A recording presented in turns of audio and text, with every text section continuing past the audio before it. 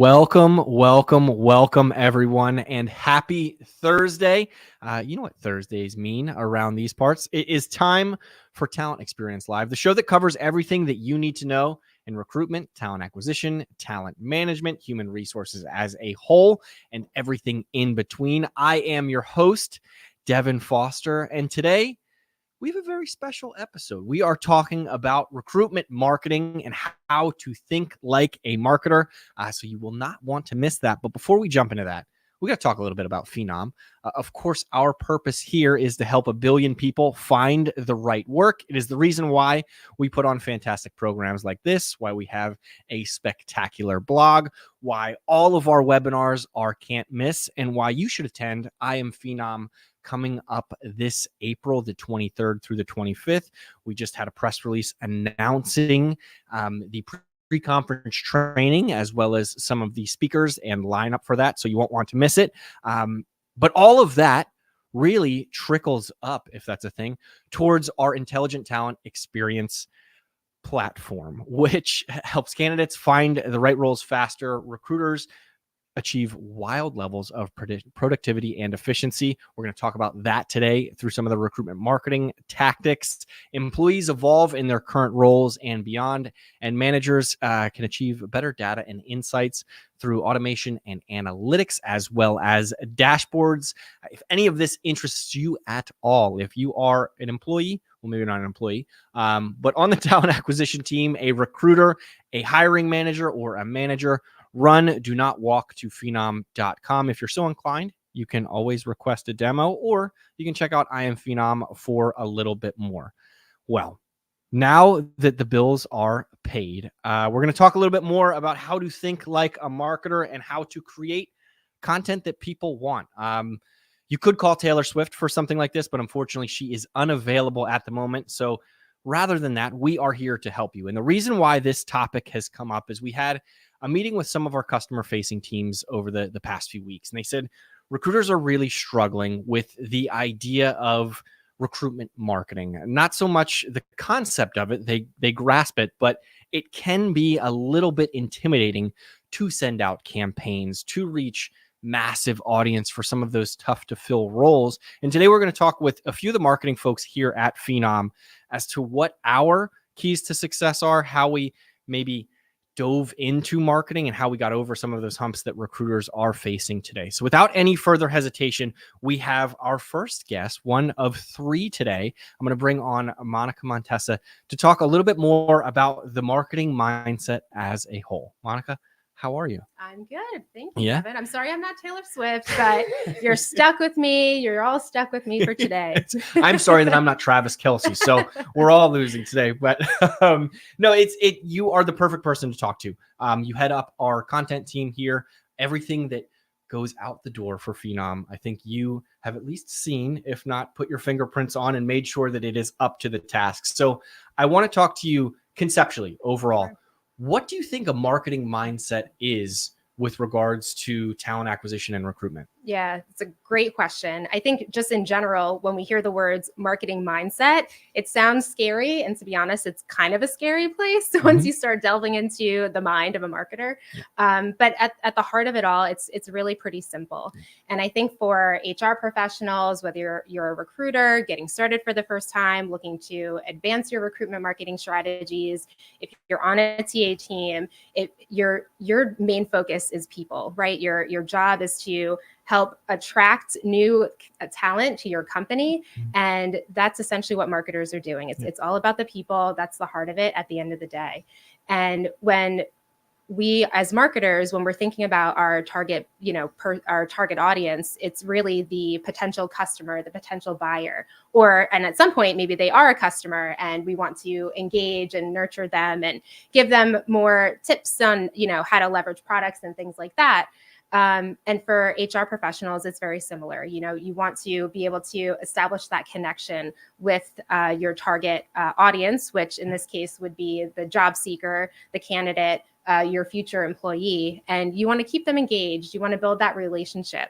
And so there's so many great parallels between what what marketers focus on and what recruiters and talent acquisition specialists are doing on the day-to-day to help build those relationships and then get to that end goal, whether that's hiring somebody or helping to move somebody within a company. Yeah, absolutely. I've been quoted on this program multiple times of saying how recruitment and sales is very synonymous, right? Rather than selling a product or a service, you are selling a position. And when we think of recruitment marketing, it just like in traditional sales, marketing has an angle there, right? It's that top level filling the funnel. Now, I know that you did a webinar with Tom Tate a few, maybe years ago at this point. So what better time to refresh the content? But you two both kind of broke down, I want to call them 4 buckets when it comes to the marketing mindset or thinking like a marketer. One's being data driven. The other is conversion, people first. And then also, I think maybe the most important underlying factor is being on brand. Can you talk about those 4 factors from a high level and how they can be applied to recruitment marketing? Yeah, definitely. I think, in general, again, when we talk about marketing, there's so many different ways you can slice and dice, but I think these 4 principles really capture just the heart of it all. And the first being data driven. So anything that we do, we always want to make sure that we're tracking email sends, we're tracking traffic to our website, to our blogs, social media engagement and performance. We want to make sure that everything that we're producing, we're looking at how it's performing. And this really gives us a sense of, okay, what's working, what's not working, what should we continue, what should we stop doing, or maybe iterate on and experiment with.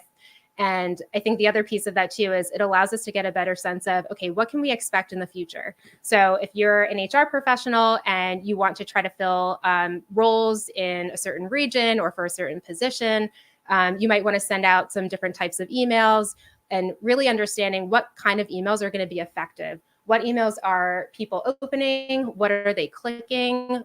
What kinds of content are they consuming? And sometimes you might find that content that you're sharing, it might not just be about the jobs, but they might want to learn more about your company. And so a lot of that engagement, all of those different metrics become so critical to even allowing you to understand who your audience is and who you're speaking to.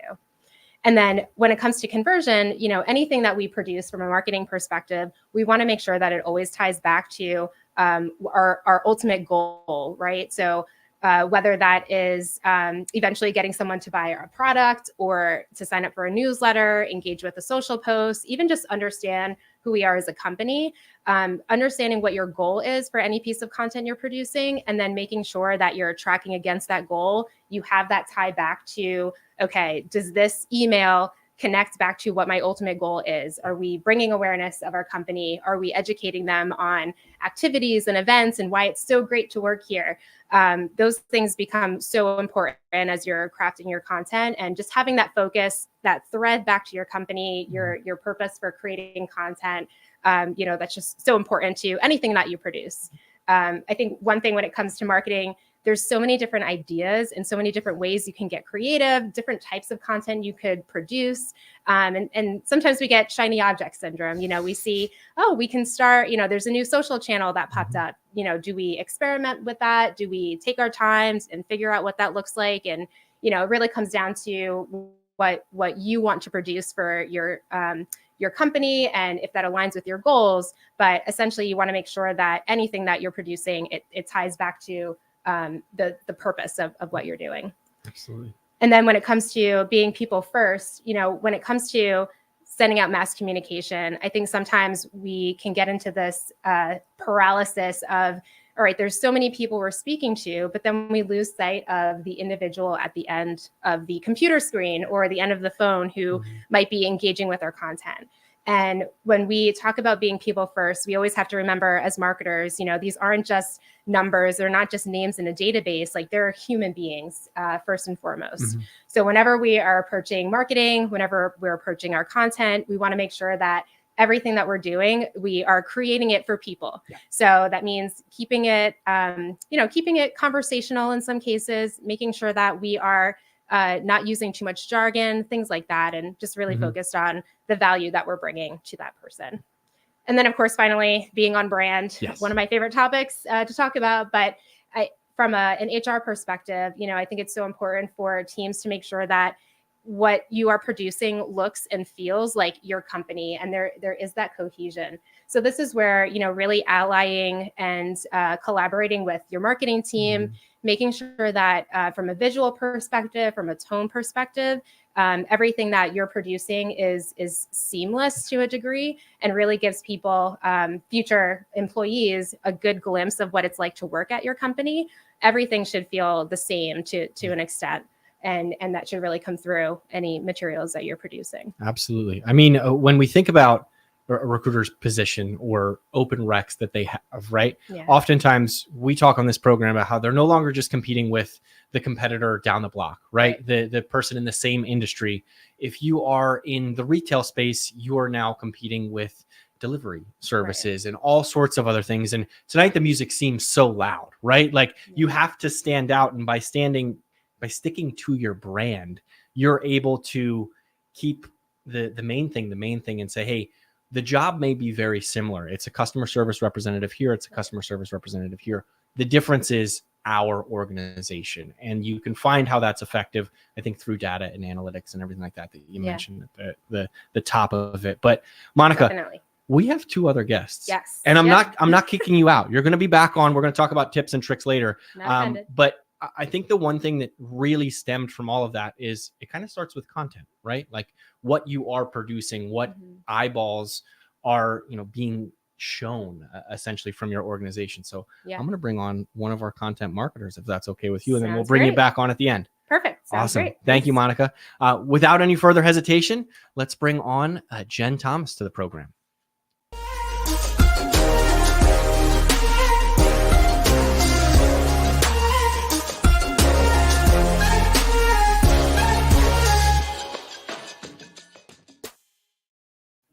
Jen, how are you? Good. So I teased and talked with Monica a little bit there. You are on our content team. I am. Tell me, what goes into that? What kind of content are you producing on a regular basis? Well, let's see here. We really run the gamut.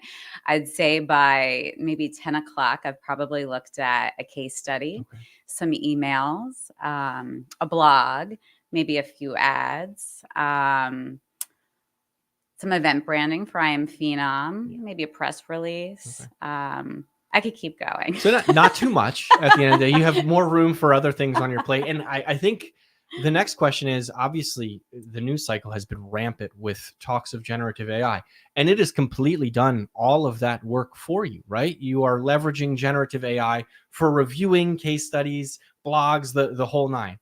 Am I way off there by saying that? A little bit.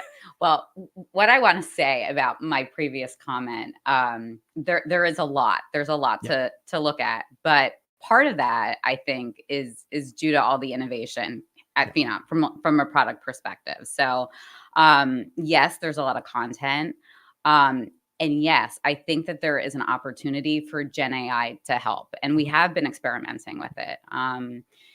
Mainly, I think for some of those basic tasks, it has been helpful. We've been using it to drop in some of our boilerplates. When we're writing content, we don't have to go searching other Google Docs or our website to pull in that content. And that's a big time saver for us. Same thing, we have so many different products. We don't have to, go and drop that in. We can find a way to just have that pop up in our flow of work. So by having things like that happen within that flow, you have more time then to focus on the strategic aspects. What is that messaging that we need? How can we make this messaging more tailored to our audience that we're trying to reach? So we're playing with that. We have leveraged Gen AI for tone as well. And, we're seeing it can do some of that. Also, I think I struggle with outlining personally. So I think that it can help with some outlining work. Also, if you just need some ideas, we produce a lot of webinars here. And if we're trying to think of a creative way to show something graphically, I can pop in, what are some ideas for a visual and, get that Those creative going. juices Yeah, flowing. Yeah, yeah. absolutely. Yeah. So in short, it's not taking your job. No. It is. Oh, no. It is. What I would like to describe is maybe if you buy a new car, it's the wax that goes on it. It makes it shiny, it makes it neat, and perhaps a product marketer on our team, Kevin Binko, always says there's few things that are as intimidating as staring at a blank sheet of paper. So Sure. relating this to recruiters, right? To think like a marketer. Sure. I think if you have a perhaps job description and you want to create email copy about it, when I was a recruiter, and this is why I was a bad recruiter, Jen, I would copy and paste the job description and throw it in there. No wonder why I'm not a recruiter anymore. But if you're able to leverage tools like Phenom X Plus and say, hey, can you create a cadence of 10 emails, right, around this job description, encouraging an individual to apply or to sign up for a job network or whatever it may be, that could be a use case of leveraging content that recruiters already have and turning it into 10 different pieces of content. I think it is a great jumping off point that can save a lot of valuable time. And then making sure that you go in, review, and it's really the editing process that, and that's where, your team can really help. But it gets that fundamental content there instead of starting from nothing. Yeah. Exactly. And it can be a little bit less daunting, right? Yes, for sure. At the beginning of the program where, we talked to some customer facing teams and they said they're hesitant to send campaigns because it just has campaign in it, right? Where you are sending out to a mass audience. You can use it to proofread, right? Theoretically, no typos, anything like that. So exciting and stuff. you can tailor it to what you need as well, so that your product names are in there the way you need it spelled with your own, personalized capitalization, hyphenation. That saves a ton of time. We all know organizations love to spell their company names wrong to be cute and clever. We can't have that in the spell check era. Generative AI will help, but we talk about all this content, and I think you alluded to it a little bit there. Ways to engage, to make it engaging. I think there was a time and a place where plain text emails reigned supreme, right? You could be very descriptive and use creative language in order to engage folks. Now, I think folks are finding new ways to engage things. And I want to find out from a marketing perspective, how do you look at a piece of content and say, is this going to attract eyeballs and attract attention from my target audience? I think the number one rule is that you have to be authentic. And especially today, where more and more companies and people are using Gen AI, it's more important than ever. People can see through it if you're not authentic. So part of authenticity is bringing in, real personality to it. And it's harder when you're using like the marketing lingo versus if it's not actually coming from a person. I know we've actually seen some of our plain text emails that are coming from, say, one of our product marketers or somebody who's actually hosting one of our webinars versus if it's coming from marketing, because they're actually able to send that email saying like, I'm inviting you to this and here's why, it's important to you. It's going to address these pain points. And I do think that speaks to the audience more than if it's coming just from marketing, because we can't say and people tend to resonate with that personality and that personal feeling more. So I do think authenticity really does matter. As much personal story that you can engage or that you can infuse in there, I think helps. I know you know this story. I'm looking at washers and dryers, and I have been researching up and down the internet to try to find out, which ones I should buy. And I keep finding conflicting things. And at the end of the day, all I want is, an expert who is unbiased, who's going to steer me in the right direction. I don't want them to be just trying to sell me their product, but do I really need an agitator in this day and age or no? If I buy a front loader, is it going to smell like mold if I don't leave the door open? And I want a trustworthy source. And I think that that's what I would love to bring to our content, from a product perspective a dishwasher expert. No, but I think it's important to bring that to all of your content.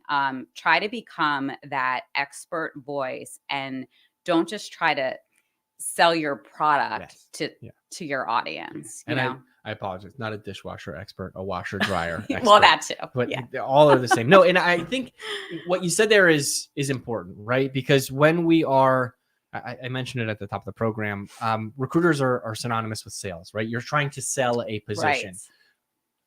It is inherent that you are going to at times come off a bit salesy, right? Yeah. But being genuine, and I think tying on to creating those stories and putting a personality behind it. If you are hiring for a customer service member and you have a story from them of their success, of what they enjoy about the job, it's going to come off less salesy than we have a great company culture. We have a ping pong table. We have this. It's, Joe or Sally or whoever it may be saying, I love this position because I am a working parent. I am able to have flexible hours while still getting my work done, and I can bring my entire self to work. Yeah. That means more, right? At the end of the day, at least it does for me. It may not resonate with everyone, which is where that varying content, I think, comes into play. Right? And where some of our customers are really doing well with this is they're showcasing it with real videos on their career sites, within their chatbots too. They're showcasing people on the job. They're not just showing all the glamorous stuff either. They're showing this is what's happening on the job. Yeah, if you're doing this, it's going to be raining sometimes. You're going to be out in the elements, but here's why it's worth it. And they're just doing a really authentic job with it. And they don't want people to start and then quit after 2 days of work because it wasn't meeting their expectation of the job. Yeah, absolutely. I know in years past when I was a recruiter, one of the hiring managers used to curse during the interview process, not to scare anyone, but to say, hey, if you're not comfortable with that sort of work environment, you're probably going to be uncomfortable here. So not recommending that, nor saying that it's the right thing to do. It's just a true story that happened. And I think it's genuine to your point. Yeah. I want to ask you the next question, which I think it's a tough one from a marketer's perspective and from a recruiter's perspective. So recruiters, obviously the end goal is to get applications, right? That is the CTA or the call to action. Right. From a marketer, we want people to buy our product. We want them to request demos. That is oftentimes the CTA. Yep. And it's tough to sometimes say, hey, it doesn't need it. Do you think that every piece of content or every email that a recruiter may be sending out requires a call to action to apply or to join a talent network? Or can there be just some informational and engaging content that is sent out from recruiters' perspectives? I do not think that every piece of content should have a CTA, especially blaring, like apply now, register now, read now.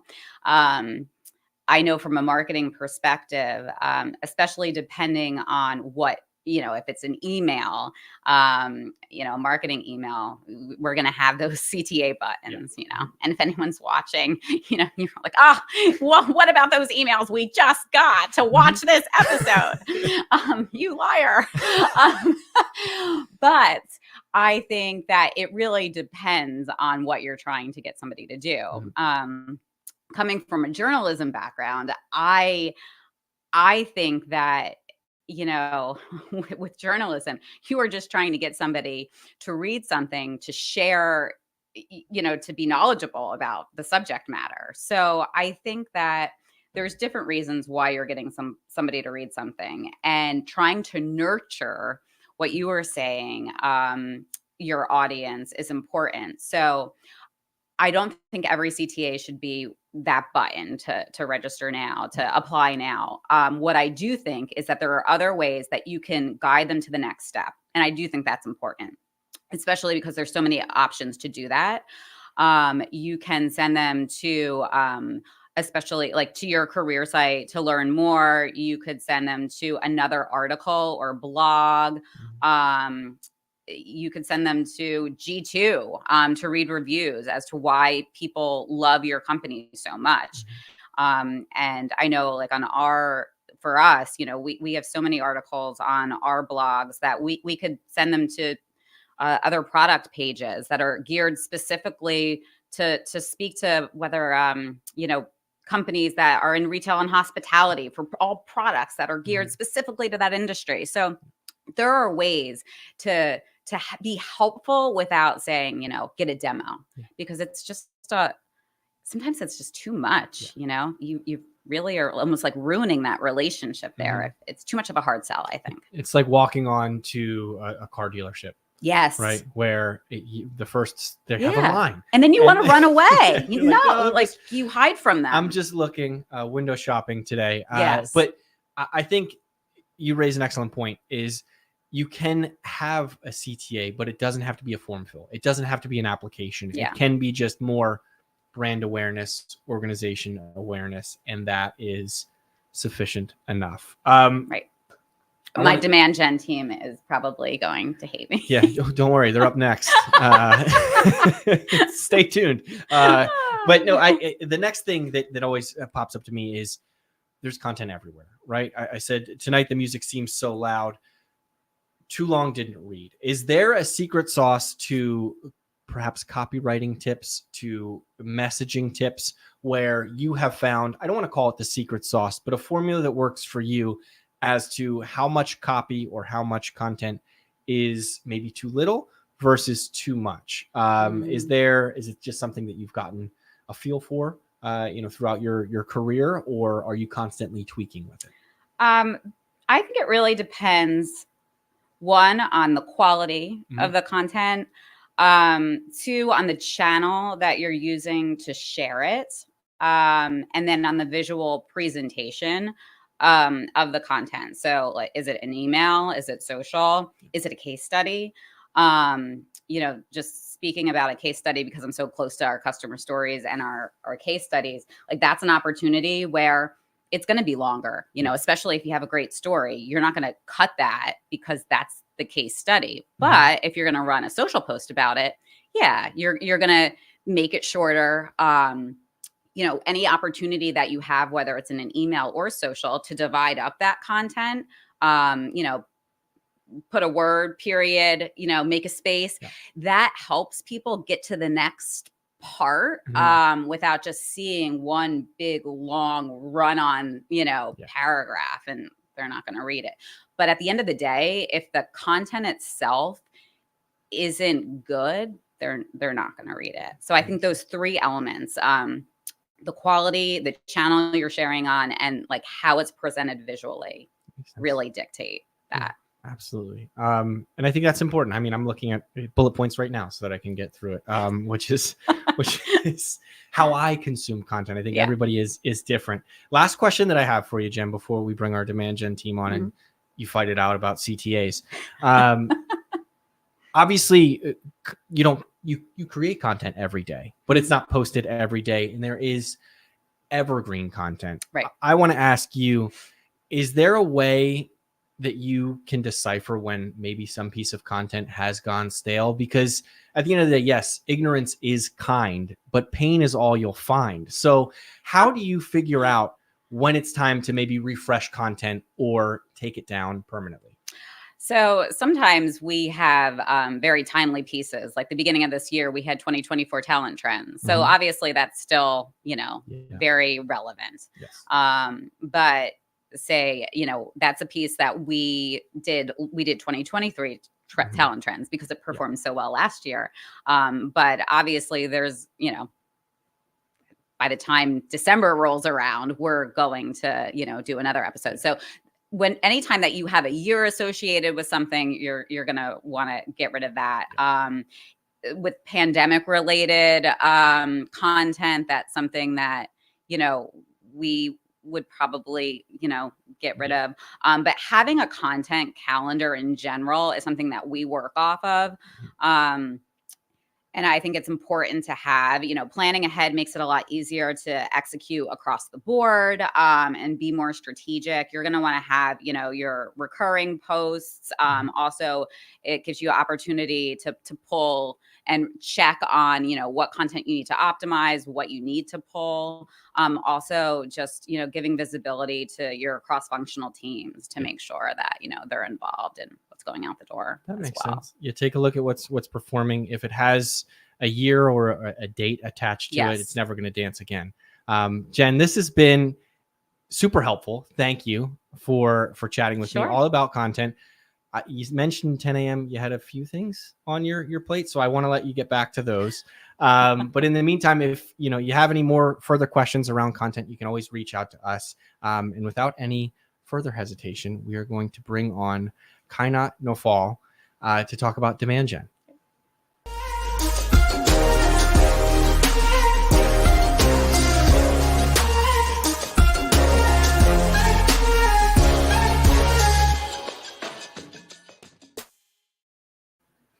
Hey, Kainat, how are you? Hi, I'm good. How are you? I'm all right. Are you ready to knock Jen's teeth in after what she said about CTAs? No, actually, it's going to come as a surprise for some of the Demand Gen members, but I don't 100% disagree with what Jen said. Okay. So there can be a call to action, of course, but it doesn't have to be a form fill, like you said. It can be something more educational, something that we're sending them to get more nurtured before they take an action. Okay. All right. No, then peacekeeper here. All is done. Yeah, we're good. Obviously, from a demand gen perspective, it may not 100% align to what goes into a recruitment marketer's day. But the one similarity that I think is super important here is when you look at a recruiter's rec load or their workload, they're going to have different positions that require different candidates, different skill sets, things like that. Essentially, creating audiences. Yeah. I want to ask you, when you look from a marketing perspective to create audiences, how personalized or unique can you make them versus how generic can you make them to reach the masses? Is there a process that you go through for that? Yes. So deciphering the audience for any campaign, whether it's going to be a very targeted one or something that we send to a large audience, in my opinion, my cheat sheet is like addressing the 2 W's. That's kind of my cheat sheet. Okay. So those 2 W's are the who and the why. The who is the piece where you're segmenting a target population based on what they're looking for. Do they align with the goals that you've set for your campaign? Do they have a persona that you're setting a relevant criteria, and that can have a persona, everything that goes into choosing this target population for your campaign. And the other thing would be the why. And the why piece is basically the reasoning behind choosing this target population. And both of these W's basically go back to your goal, as to you're filling, like we said, in recruitment marketing, if you are filling a role, you have a vacancy, what is your goal? Are you just trying to make people aware or inform them of some vacancies that are coming, or you are trying to actually fill a role which is time sensitive? Yeah. So then you will have a very clear target audience in mind, and that would come from the who by segmenting that audience. What is the demographic that you need? What is the skill set that you need? All of those things. And then why do you think that this target population will resonate? Well, the messaging that you're sending out will resonate well with them, or your brand's communication will be uniquely relevant or will feel so to them. Yeah. No, so that's how I decipher audiences for my campaigns. Yeah, I think those 2 W's are very important. And I think from a recruiter's perspective, one use case would be campus recruitment, right? You are at the University of North Carolina. That is your who. Why are you reaching out to them? Because you met them at their career fair, right? Yeah. Now, you can probably get even more segmented into that based on what their major is, what positions they're looking for, what year they are in school. They'll soon be in market Yes. looking for jobs. So that's going to be your defining moment of like, you're going after this population because they will soon be looking for jobs. Absolutely. Now, it raises the next question. How frequently can you message them? Nobody wants to be the double texter, right? Recruiting and dating are kind of the same. You don't want to send 2 messages and not get anything back. So from reaching the personalized masses, right? A very unique audience in this perspective. Is there a cadence that you should perhaps stick to when reaching out? Could it be weekly? Could it be hourly? Could it be daily? What does that look like? Maybe from a marketing perspective, and what you would imagine it to be from a recruiting perspective.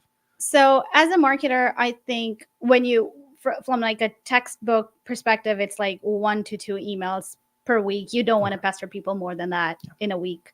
But then I think there are 2 things that can actually help you with setting that cadence. One would be what is your, again, tying back to the goal. Is your goal, is your campaign a goal-oriented campaign, or is it growth-oriented campaign? If you're going to have a goal-oriented campaign, let's say, again, you're trying to fill a role. It is time sensitive, or you're trying to get everyone to that fair that we were just talking about. So if you want to get people there, you have seats to fill. There's a certain timeline attached to it. You will set your cadence based on that. Okay. So from a demand gen perspective, I would expose them to my message, or, expose them to, this is coming up once. And then the second thing that I send them would be a reminder to take an action. The third one would be maybe like a last chance urgency kind of email that I'm sending them. So this is the typical that I would follow. But then there's also, like I said, growth oriented campaigns. So if I'm just trying to get a certain population to stay engaged because I don't want to lose them, I don't want to forget about them. Not everyone is ready in the database to take an action right now. So I don't want to forget about those that are not taking action, but maybe down the line will be taking that action. So I will send them an email just enough times to keep them engaged. So I don't want to pester them, but at the same time, keep them in the engaged bucket. Whenever I need an action to be taken from them, I can go back to them and bring them in. And the last thing would be, both of these things also tie back to you. Over time, you will learn the behavior of your audience. So if your audience is the pattern of their behavior will also dictate whether they like the last chance more. Not like you'll send the last chance the first time you're sending them the email, but you know that they will take action then. So you set your expectations that way. Yeah. And I imagine you look at data and analytics into that as well. Yep. But one thing that just popped into my mind where you want to nurture someone, I think I'm on TikTok and I scroll through and I see recruiters saying, hiring managers just won't get back to me, right? We haven't made a decision on those positions. You want to nurture that candidate, but maybe not pester them with a phone call every day. Maybe not, send them an email every day. You mentioned 1 to 2 a week. In between there, it could be a one-off. It's like, hey, we haven't heard anything back yet, but I want to make sure that you're still on the market. And here's a piece of content why, we think you would be a great fit here, and it's company culture related or something. But back to the data and analytics of it, you mentioned you start to learn patterns of what your audience does. How frequently should you look at analytics and make judgment calls on things? We all know that Jen creates great content, but maybe the email, that you had sent didn't get as many opens, or in a recruiter's case, applies. Do you tweak with the subject line first, the messaging? How do things go into that when you're looking at data? Yeah. So again, I think I've said this 100 times in my conversation with you already, like goals. If your goal is to just make a certain population aware, you can have a long-term strategy and you will not look at your emails every day because now you have a set pattern. You have nurture streams that are running, so you don't need to go back and look at them every single day, unless your nurture streams had something like Jen said, if it is something related to a year or the pandemic language is in there, you need to change that out. But you don't need to go back and look at that every day. But there's some things that are, again, time sensitive. There's a timeline attached to them, and you need to fill those roles, or you need to get people to something, you need to iterate quickly and you need to learn and adapt, because those are the ones that are going to be successful at the end of the day. So for those campaigns, you would want to track your sends every time, and you would want to look at the open rates. Every marketer would say CTR. Yes, CTR, of course, but like Jen and I said, every email does not need to have a call to action to convert. So you wouldn't be looking at the click-throughs, or you would be looking at the click-throughs but not the conversion rates if your goal was not to convert them, but just to educate them. Yeah. So the open rates would be definitely your best bet if you're just trying to educate and inform and aware a certain population. The CTRs, the click-through rates, and the conversion rates are your best friend when you want to fill seats, when you want someone to take an action on something that you're sending them. And then at the same time, there's also market trends. So you would also go back and see if there's recession, your messaging would automatically or should automatically change from the regular messaging to now solving that pain point. Yes.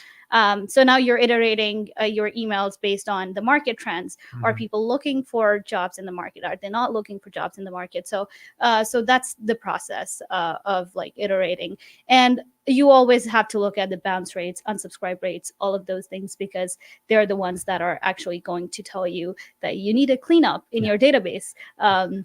So for emails, that's I think the metrics that I look at. Absolutely. No, and again, it's all going to stem from the audience that you Yes. create at the top level. You have to be organized from the top and work your way down. And that's super helpful to not maybe look at click-through rates when you're just, or to only look through click-through rates when you're just sending nurture campaigns and things like that, not necessarily the conversion.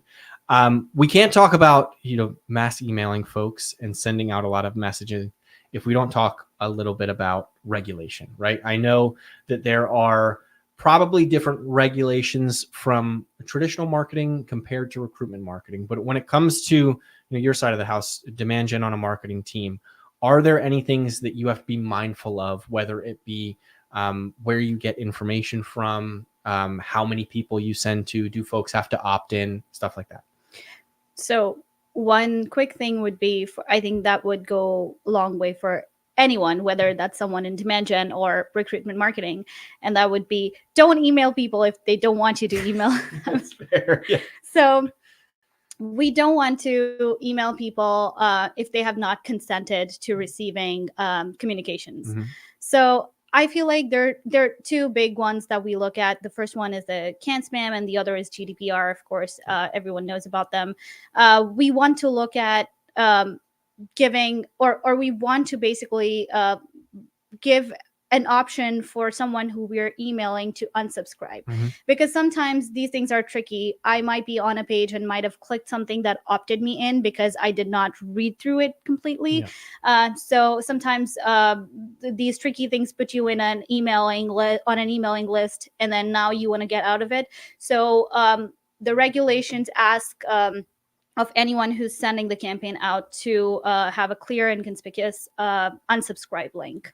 So you want to have it in there, so you give your audience an option to unsubscribe, just not get any emails anymore.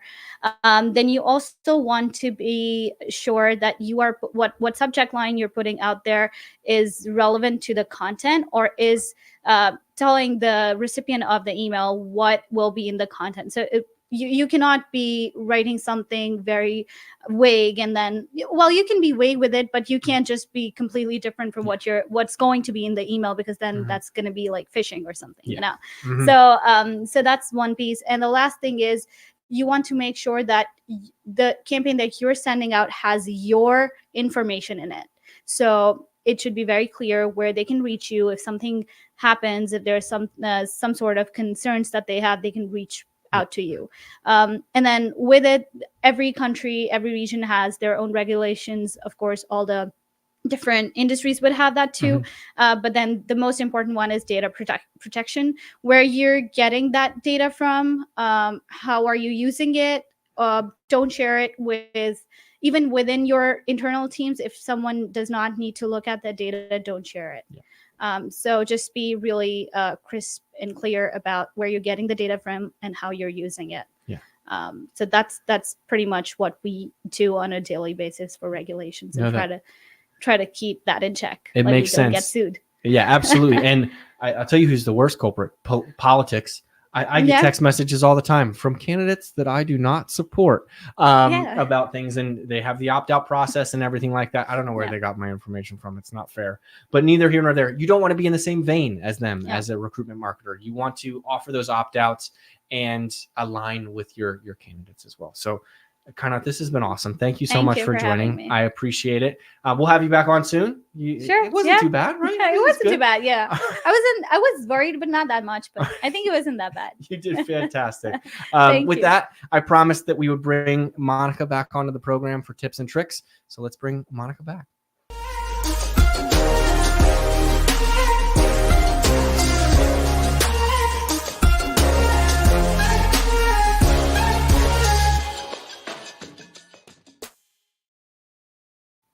And we're back after commercial break. Okay, Monica, thank you. I hope you enjoyed Karnat and Jen's 2 sessions. How were they? Always. They were great. Yeah? They were great. Awesome. Hit the nail on the head on every front. Awesome. Well, I mentioned, being the head of content, you always want to make sure that we tie up all of our loose ends and everything like that at the end. So I want to run through tips and tricks for maybe the audience at home who, if this is the only portion of the episode that they caught, they have something to take home with and apply. So when it comes to recruitment marketing, oftentimes we think email. Mm-hmm. Any email tips that you could share with them that they could start using today? Yeah. A couple of tips. Definitely recommend setting up some sort of calendar and planning at least a month out of the emails that you would like to send. Getting an understanding, as Karnat mentioned, who are your audiences? Why are you sending certain emails? What goals are you trying to accomplish? Are there jobs you're trying to fill? Awareness of your company that you're trying to build? Are there events happening? Starting to document those, outline those, build that plan. That will make the content creation process, the email sending process, all of that go so much more smoothly, and you'll feel even more confident in what you're sending out there. And then on top of that, I would say, definitely pay attention to your subject lines. You want to try to keep them on the shorter side. Best practices. Oh my goodness, I'm trying to remember exactly what the best practice is, but generally you want to stay under 65 characters. Keep them on the shorter side. Try to make them more specific to the content in your email. You want to give people a reason to open your content. So, if you have an event going on, call those types of things out in your subject lines. Asking questions, saying that there's new job openings, things like that will really, catch somebody's eye in their inbox. And then finally, when it comes to the content itself, keep your content concise, keep it short and sweet, to the point, especially when it comes to emails and on mobile devices. Super long content can be cumbersome to navigate through. Make sure you have really clear call to actions. If you have call to actions in there, and it doesn't have to always be just apply to a job, but whatever you're linking to, just make sure that that's easily accessible, and you should be good to go. All right. The next hot topic is everyone, has a podcast. Everyone has a blog. Everyone is doing video content. When it comes to that, how similar should it be towards your email content, right? Mm-hmm. You mentioned at the top of the program, you want the messaging, the brand voice to be the same. Any tips and tricks when creating that? Because obviously it's going to be a little bit different than regular writing. Sure. Yeah. Great question. To be honest, you are probably more apt to answer this question and provide tips for our viewers. But I will say, I think a lot of it does come back to being authentic. And, when it comes to creating video content and something that I've learned too, because I primarily write content, I'm not producing a lot of videos, but something that I've learned and what I've seen with, the evolution of the show and the types of videos that we create, it's really about that. The bite-sized content and messages that you're producing, trying to not make it too salesy and making sure that it's entertaining. And it depends on the types of video content you're creating too. But making sure that you're conveying the right aspect of your brand and your company. You have the right folks, speaking and presenting too. Yeah, I liken it to cocktail hour at a wedding. Right. If you were to put all of those little hors d'oeuvres onto a plate during cocktail, it would be a huge meal. Right. Same thing for perhaps the beverages that you're consuming or whatever it is. Right. Bite-sized content. Keep it short. Keep it simple. but have longer form content for folks if they're interested. And then when it comes to, applying for jobs, or if you have a position open, get content out there, right? No one's going to see it if you don't post it. That would be my 2 cents. But what do I know, right? You're the expert. I think too, just to add to that as well, like from the HR perspective with video content, showing your people. I think that at the end of the day is really going to be your golden nuggets to really get folks interested and engaged in your company and working there. Yeah. How do you know it's working when it comes to content from an email campaign? It kind of talked a lot about, analytics and stuff like that from a writer's perspective, right? Do you ever self-reflect and say, maybe it's not the subject line, right? Or maybe it is the subject line. Maybe it's the content within there. How do you reflect on some of the content you've created and iterate and improve for better metrics and performance? Yeah, it's a great question. I think the most important thing is whatever content medium it is, if it's email or if it's a blog or, social or an ebook or something, we always want to be looking at, okay, what are the most important metrics for this type of content? So if it's an email, we work closely with Kynot to see, okay, what was the open rate for that email? What was the click-through rate? If the open rate was low, that indicates to us that, okay, we did not have a compelling subject line, or the topic might not have resonated well with our audience. And then we start to do kind of a little bit of an investigation in terms of, all right, who did we send it to? Did we miss the mark on the content? Is it not valuable to this particular audience? And that starts to get us closer to an understanding of, okay, this is what is wrong, and this is how we might be able to correct it. Okay. All right. That makes sense. Monica, any other tips and tricks that I may not have mentioned that you wanted to share with the audience before we sign off? The only thing I'd say is, just embrace the learning process and don't be afraid to get started. Just starting to build out those calendars and just brainstorming, okay, here's what I'd like to create from a content perspective, taking a look at other companies, look at other career sites, sign up for newsletters and see what others are doing in that space, get inspiration from them. Marketers also really love to create marketing content about marketing, and there's so many resources and research out there that highlights different best practices and statistics and benchmarks to help you navigate some of the complexities of, okay, how do we grow this thing now that we've started it? Marketers, they love marketing, right? ABM is always be marketing, in my opinion. Monica, this has been absolutely spectacular. Thank you to you. Thank you. Thank you for to having Jen. us. Thank you to Kynot. Thank you to Justin Devitt, the Wizard of Oz behind the screen here, for pulling all the ones and twos. That does it for today's TXL. Next week, we're going to talk a little bit more about skills. And I think the following week, we're going to bring on some recruitment marketers to talk about this as well. So you've gotten the marketing perspective. We're going to give folks a week to try it out, and then we're going to hear from recruitment marketers on how wrong we really were, because guilty feet have no rhythm, Monica. Anywho, I hope everyone has a fantastic Thursday. Enjoy the rest of your week. I know we are all sad that football season is over, but don't worry.